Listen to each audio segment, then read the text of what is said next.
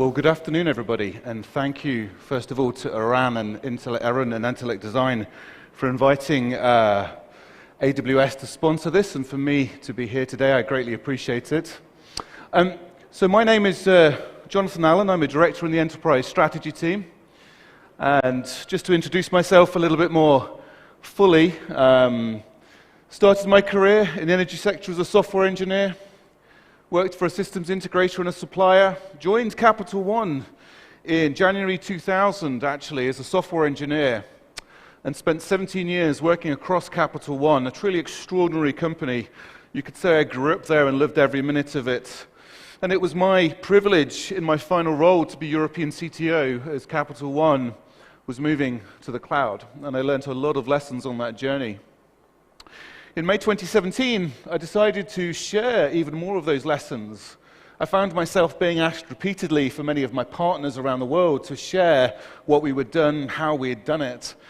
And over the last 5 years, 5.5 years now, I've had the privilege with working with over 700 different enterprise customers around the world. As you can imagine, over 60% of them have been financial service industry customers.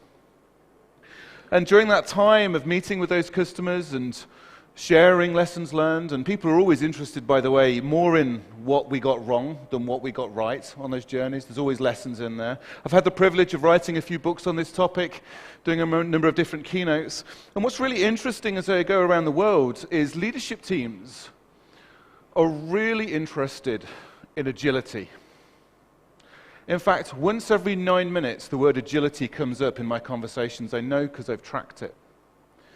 And actually, on those journeys, we find ourselves talking about organizational productivity guides. Do we not know actually how to actually handle organizational productivity guides? Let's take a little look at this one.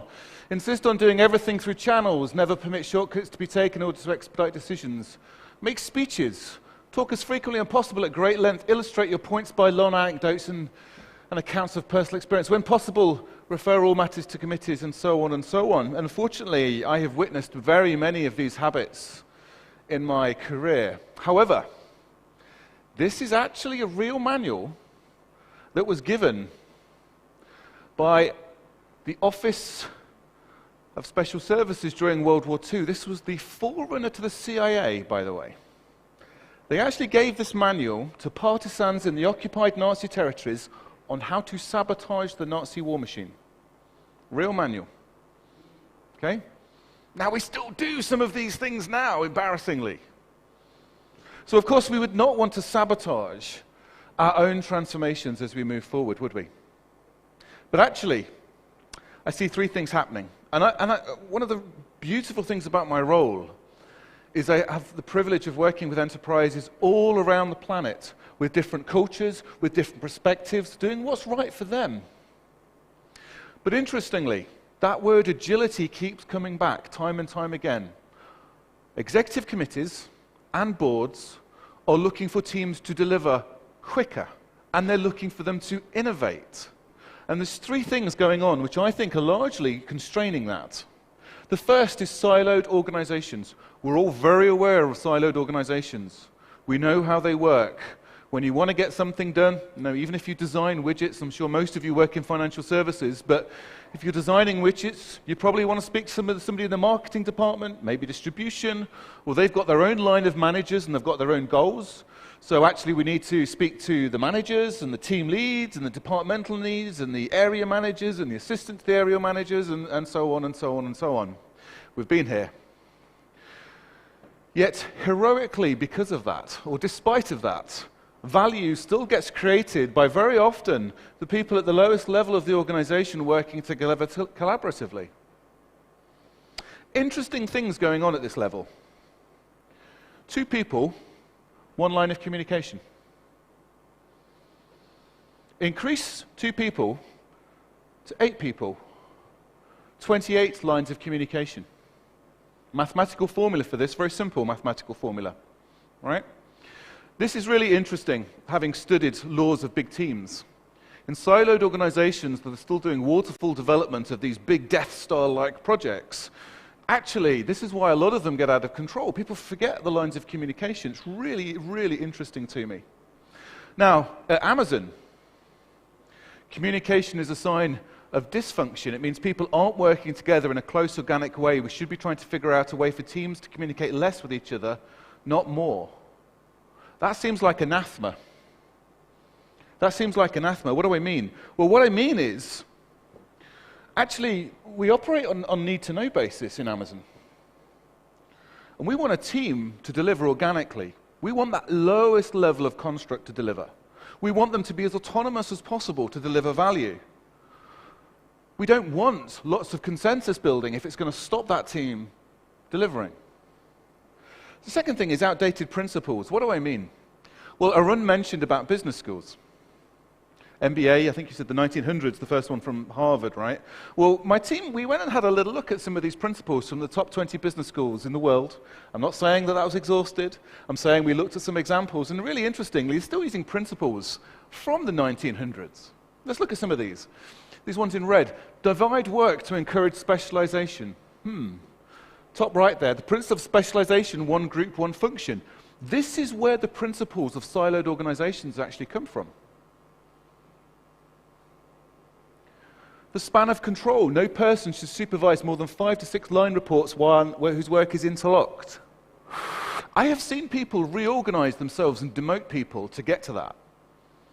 I do not think that reflects a modern working practice when we want to really avoid micromanaging because it messes with autonomy. Yet some of these original principles still make sense. Some of them. Direction, initiative, objectives, continuity. Yes, they still make sense. They're still really valid. Are we doing a good job with those? And it's really interesting when you look out to argue with what the most progressive enterprises or organizations, if they're mission-focused rather than commercial-focused, are doing. Like this quote from Reed Hastings, the CEO of Netflix: "The Industrial Revolution has powered most of the world's successful economies for the past 300 years. Management paradigms from high volume, low-error manufacturing have come to dominate business organizational practices." Yet the world has changed. And the third thing that's going on is reskilling. Now, at the start of the Industrial Revolution, there was actually a 100-year gap. A 100-year gap in skills development closing to embrace what the Industrial Revolution gave. And this was actually observed by a guy called Friedrich Engel, who observed this reskilling gap. And we're going through another one right now as these general-purpose technologies become ubiquitous. What do I mean by a general-purpose technology? Well, arguably, one of the most fascinating for me is the bronze chisel. What the heck do I mean by the bronze chisel? Well, over 2,000 years ago, humanity realized we could defeat friction by creating a wheel and an axle. Spawned thousands of years of invention, general-purpose technology. The Gutenberg printing press in the 1400s arguably powered forward the ability for humankind to learn like never before. The discovery of electricity, the binary computing system, ISPs becoming public in 1996, cloud compute, arguably launching in 2006. These are general-purpose technologies which spawn eras of innovation, but require a reskilling. And we do not have enough skilled people right now to capitalize on it, even though we're trying really hard to close that gap. And taking in retrospect, when you look at all of this, a lot of my time, over 46% of my time, is working with CEOs.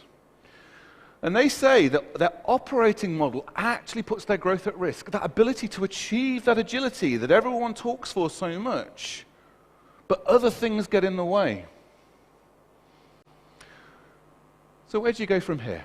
And why do I have a picture of Lewis Carroll's Alice in Wonderland on my screen?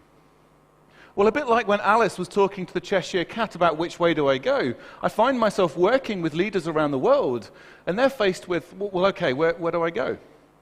And I go, well, what road, they go, what road do I take? And I'm very much like, well, where are you going? And very often they go, well, I don't know. And then I go, well, it doesn't matter. If you don't know where you're going, any road will get you there. But let's give you a mental model. Let's start with a map. Let's just start with a really simple map. Let's look at autonomy on the vertical axes here and predictability on the horizontal axes. And let's look at cooking fries. Now, even if you've not eaten in McDonald's, I think you can appreciate cooking fries, right? McDonald's, and I'm privileged to work alongside a gentleman called Phil LeBrun, who was the former international CAO of McDonald's, was responsible for helping roll out the automation and digitization of 20,000 of their restaurants. He assures me a fry in McDonald's has about 8 quality success factors. We want very high predictability. We want really low autonomy right here. This is when we're putting a team together for a business outcome. Vaccine manufacture is the same. When we're manufacturing that vaccine, we want it to be the same. But there's different team dynamics here. If you're building a house, for those of us that have done that, you're going to hit issues. You're going to need a level of autonomy. If you're learning guitar, it's a very personal journey. You're going to need a high level of autonomy how you do that. Implementing an ERP system, for those of us that have ever gone through that, boy, do you need autonomy. And then obviously on and on, creating a loyalty program. You have no idea what that's going to look like. And if you're reinventing retail, you really have no idea where that's going. That team's going to need phenomenal autonomy. Now this is where Agile has come from. I think sometimes people go overboard on Agile though, because they forget about this mental model. This really, what a business leader should be thinking, is how are they going to put their team together depending on the business outcome you would like to achieve. Now what else is going on in the world when you look at this is where are you placing your bets? So on the left-hand side here, you need to be placing your bets as a business.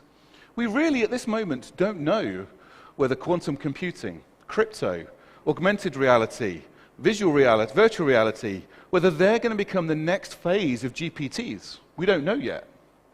But you probably need to be placing some bets in a business in there if it's going to improve your customers' lives, if it's going to improve your shareholders' lives, if it's going to improve your mission, you better be placing some bets. Custom built. If you cannot buy this from a product at the moment, if this makes you, you're still going to have to place some bets in that regard. But if this is a solved problem, if intellect can help you right now, then you should be really looking at using that product. And if it's a utility, boy, you shouldn't be building in that space. Let's give you an example, like cloud computing. The first computers from IBM in the 1950s did not come with an operating system. You had to actually program that yourself. Through to the very early 1990s, when I started in technology, to racking and stacking servers in data centers, through to in 2006, Amazon launched Amazon EC2, Elastic Cloud Compute. 3 instance types. There's now over 600 different instance types that you can now get. Same with databases. Yes, relational databases in the 90s, installing them, that's what I used to do. Through to now you have Amazon Aurora available as an API, pay-as-you-go, secure, available, durable. This is the technology flow that is occurring. And here's the problem. Here's the problem. Inertia. Why inertia? Well, if you've started your career over here, and you've got really good at that, and then you've gone along this way, and suddenly it's now available as an API, that's a really hard change journey for you personally. Because as humans, we love to get unconsciously comfortable. Yet all of you in this audience know that the only growth is when you're uncomfortable, when you become consciously uncomfortable and you have to learn something new, that reskilling element that you go through. Here's the truth though, when people are looking for that agility, that lower cost, using more of that on the right-hand side enables you to place more bets on the left-hand side with your most precious resource of all, which is the humans that work with you. Now, when I was an engineer, the worst mistake I made was optimizing something that should not exist. So do you know of the 225 different services now available to you, over here, available via an API? Or are you still building on that end of the spectrum? Because that's pretty much wasted effort. If you're building over here as an engineer, I still see, and by the way, the default reaction for an engineer, and I know because I've been a software engineer and an infrastructure engineer, and I still code today, my default reaction is to try and code something rather than looking at if there's a library available to do that, or if there's a service available to do that, and very often, many of them are actually free. And if the service is down on this end for you to do something, then allowing yourself to focus over there is incredibly more valuable. And the next question I ask leadership teams is, what makes you you? What makes your business your business? Are you really focusing all of your humans into that bit? And I want to give you an example. I want to give you an example we can all relate to, and I want to build this mental model a little bit more. So we're going to look at these Genesis custom-built products. We're going to start with something really visible to customers at the top. Let's look at paying a bill. I think all of us in this room have paid a bill. Now, starting in the 1990s, when I started my career in the early 90s, there was really only two ways to pay a bill, by branch or by phone. There was another way, by post. For simplicity, I've left that off. And let's break down that business outcome of paying a bill if you're a bank. Okay, well, on the right-hand side there, phone, yep, that's a product. Borderline utility. The public switch telephone is definitely a utility. I've got a very low-speed, wide-area network. X25 network was still used for settlements in the UK back in the 90s. I've got settlements providers. Over on the left-hand side, again, simplifying, I've got a mainframe, potentially, a database, which is a product. A lot of people building their own core banking software. Some were buying. My call center agents, my branch agents, they're bespoke. Now, fast forward. Let's fast forward and look at the 2010s. Again, internet launched, public ISPs, 1996, dot-com boom. Arguably, the iPhone in 2007 launched the IoT revolution. Now we've got more interfaces on this map. We've got more business outcomes that need to be taken care of. We've got web servers, app servers, DB servers. We're starting to get into a spaghetti, and this is the simplified version for those of us that are living this dream. Now let's look at a digital bank in the 2020s that's totally leveraging and removing undifferentiated heavy lifting. Well, they're now leveraging services on the right-hand side. API gateway. Why am I building an API gateway and it's available as a service? Databases as services. Step functions for executing my code. Great. Now on the middle bit, I can start to leverage, my providers. My software as a providers. Intellect software, for example. Now, interestingly, one of the lessons, and I've seen people sort of live this dream, is they ask their SaaS provider to massively over-customize their software for them. Not an interface, over-customize. And I've seen that go badly wrong. I would argue for an enterprise or an organization, way better to adjust your processes before you ask your SaaS provider to adjust their software. Any customized elements are just technology debt waiting for you. And then that left-hand side, yes, use your precious humans to build those things which are going to differentiate your offerings from your competitors, are going to provide your IP that you're looking for. Because ultimately, here is what's happening in the world of enterprises. 80%, broadly 80% of the spend is over here at the moment. Now, if you're a bank, and 80% of your budget is on run, and of the remaining 20% that you've got available, and that 20% gets very contentious in my experience, if you're a regulated entity, you might spend 18% of that 20% on regulatory compliance, leaving you 2% to innovate. What fun. That's a tough conversation. What you'd rather do is this. Now, this is so easy to animate on a PowerPoint slide. For those of us that actually paid bills, they know it's very hard to push costs down permanently in a business that's mission critical, that's providing payment services. Very difficult. And the other thing, as we go through this model, are you optimized for speed or efficiency? Because on the different sides, it's different. So on the left-hand side, where you're placing your bets, you want to really reduce the cost of change and learning. So the predominant API, not the only KPI, is speed. And on the right-hand side there, it's going to be reducing variation. Of course, you're going to have other key indicators: security, durability, availability, features, cost effectiveness. They're all going to play through. But speed on the left matters. That agility word again. And you can have a different organizational structure. Really, you can. Yes, having small autonomous teams on the left-hand side is the fastest way to deliver when they can use cloud. I know from my own personal experience. On the right-hand side there, if you're still using Lean Six Sigma, that's fine. If you need to deliver a utility service to your enterprise from this end, or consume one, a different model is absolutely fine.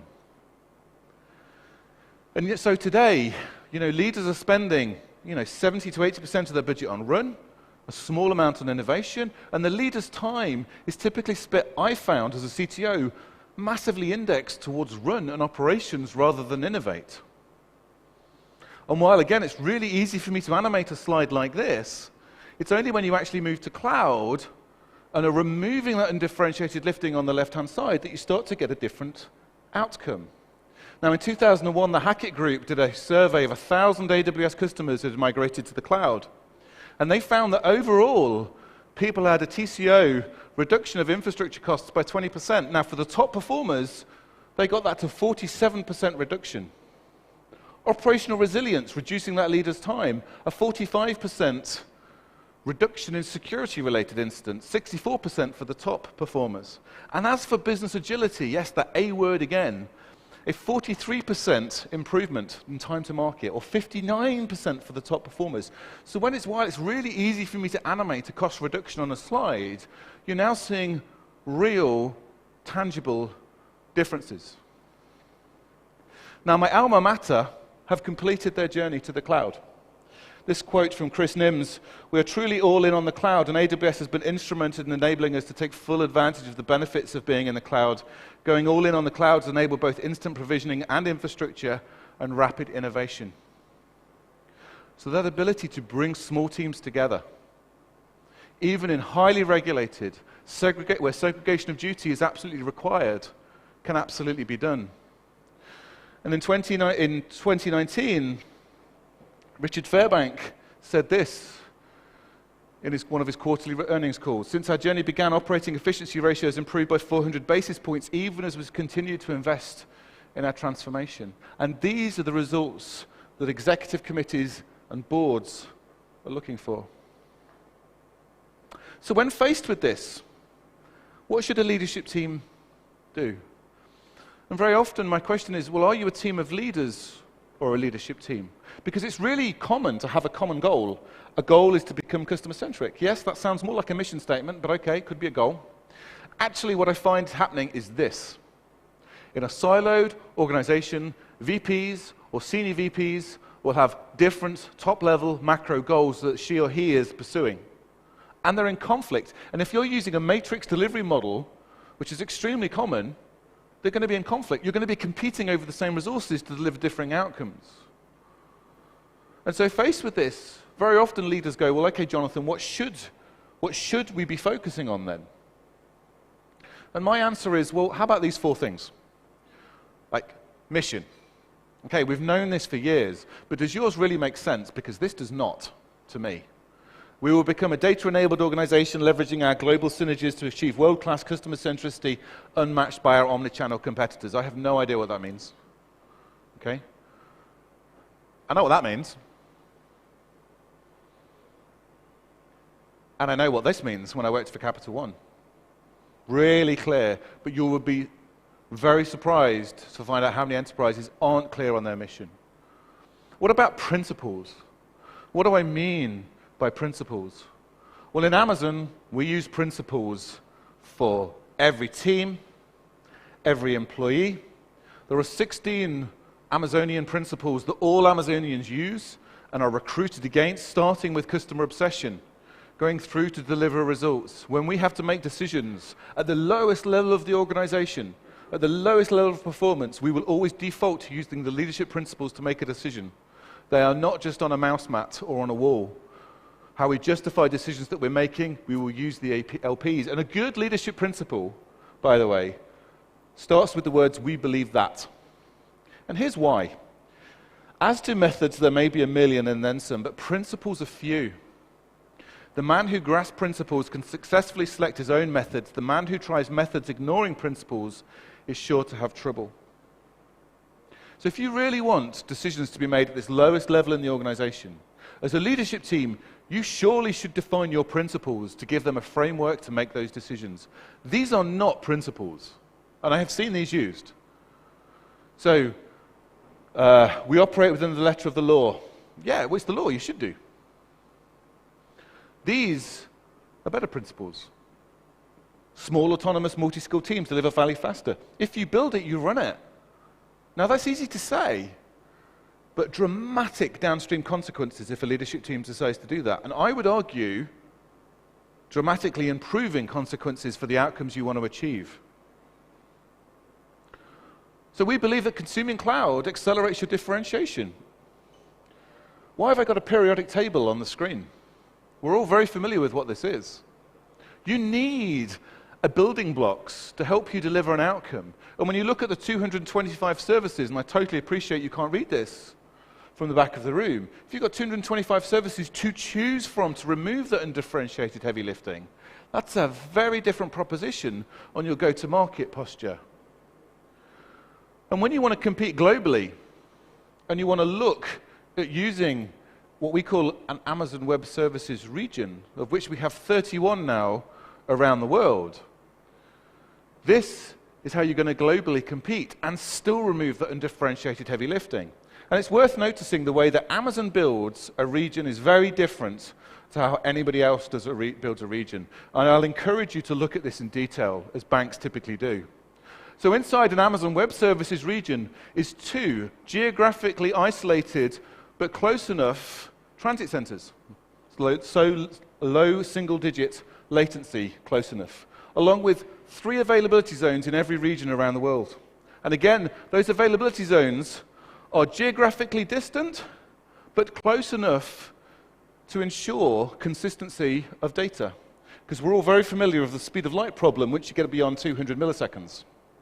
So again, we isolate them for geographic resilience, but close enough to make sure that your data can be replicated with read after write consistency as needed. This allows you to dramatically improve your availability posture. Now, rather than you or a bank or any enterprise dealing with highly critical workloads, rather than you having to worry about primary and secondary regions, or dealing with dense wave division multiplexing, or read after write consistency on your storage arrays, now you can have your application running with a load balancer and still get that real-time consistency. One of our customers, Santander Open Bank, actually shuts down their availability zones in production to test their availability. A totally different approach to disaster recovery. And of course, we then have our shared responsibility model for security. On the orange here, AWS is responsible for security of the cloud. Of course, all of the facilities. Every time data leaves our facility, we encrypt it as it leaves. Often data is quadruple encrypted because customers also have encrypted that data. That's absolutely fine. We are at our happiest when data is held as ciphertext. And then on top of that, we give you the tools to encrypt your data, to protect your data. Because you're responsible for saying where your data lives, who has access to it, when they have access to it, where it lives. You can actually store your data in 110 services in AWS, and we provide you the ability to encrypt that data in every one of those services. And launching at the back end of last year, we even launched you the ability to have your own HSM module on your own premises, if that's what you choose to want to do. And of course, as we talked about that former mental model, we really believe people should shift in the right direction with this chart. You know, Arun talked about, I think you said many banks are still on wave 3, right? Really getting ahead of this curve and understanding that technology goes that way, people go the other way, is really important to staying ahead of this wave. And you've got to have the right resources in the right roles. You know, you've got to resource your operating model with employees, your out-tasking partners, commercial software, system integrators, and the utility providers. And if you've done a business outcome map, like I showed you, like this map, it actually becomes relatively straightforward to go, where are my employees working? Where's my commercial software? Where's my system integrators? Where's my AWS? Because these circles are where the agility happens. If these circles can move to building and running it, you get very exciting results, I find. Now, as interesting as the circles are on this, it's actually these lines which are more interesting in my experience as a CTO. This is where all the dependencies are. This is where all of the hard work of, hey, I'm about to change A, what's the impact on B, C, D, E, F, G? Oh gosh, it's lots. And that's why, when you look at architecture, business outcomes need to have loose coupling, not tight coupling. So for so long, in banking in particular, we've built these monolithic architectures where I have synchronous calls on each other. And A can't move until B's done its thing. Well, we've really got to think about that in a different way. You know, Arun talked about headless APIs. They're really they're important, right? Headless APIs, obviously headless, the word coming from not having a web interface anymore. I'm directly able to call a RESTful API instance. The head bit of the web has gone. Through to this loose coupling. So processes are designed to carry on and wait for B. An interesting piece of trivia for you. The very first Amazon Web Service in beta was not S3, which was the first one in GA, generally available. It was actually the simple queue service in 2004. Why was that the first service to go in beta? Because Amazon had this same problem with synchronous versus asynchronous calls and desperately wanted the simple queue service to allow it to operate asynchronously across the hundreds, thousands of small autonomous teams that build within Amazon. And of course, leaders have got to raise the cultural bar. You know, closing on these final slides, you've got to look to hire learners. My 10-year-old daughter will likely work in a job that does not exist yet. And when you look at reskilling your folks, it's not just forcing them onto training. If you send somebody on a training course and they don't yet then use that information, they'll only retain 10%.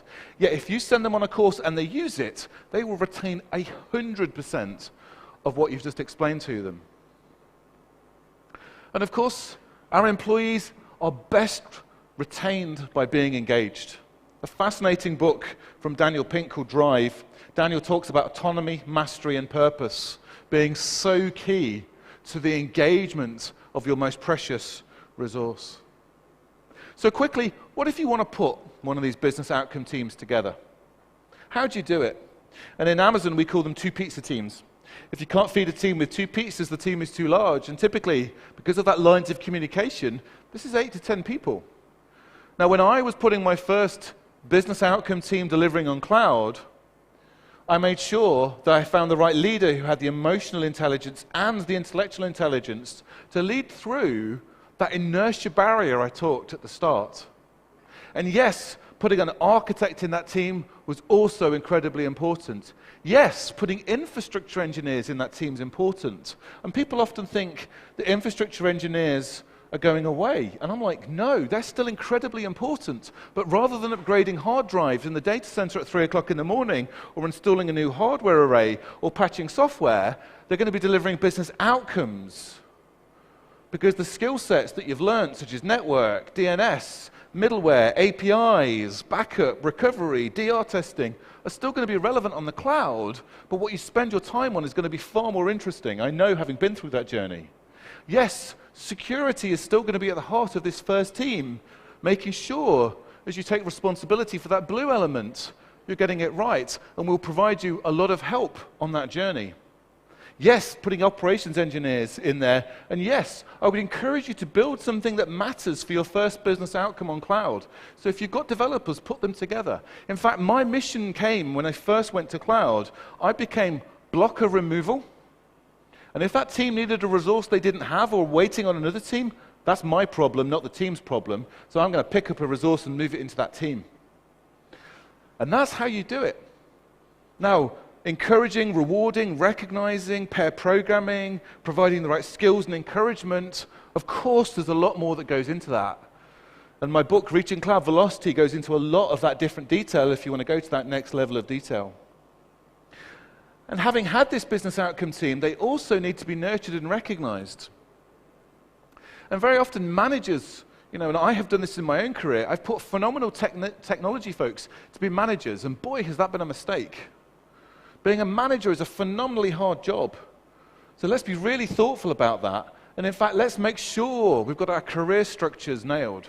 What I'm sharing with you on the screen right now is actually the Amazon software delivery engineer job family ladder, along with the managerial job family ladder on the other side. Now, you may notice where's L9 for level 9, and there is no level 9 in Amazon.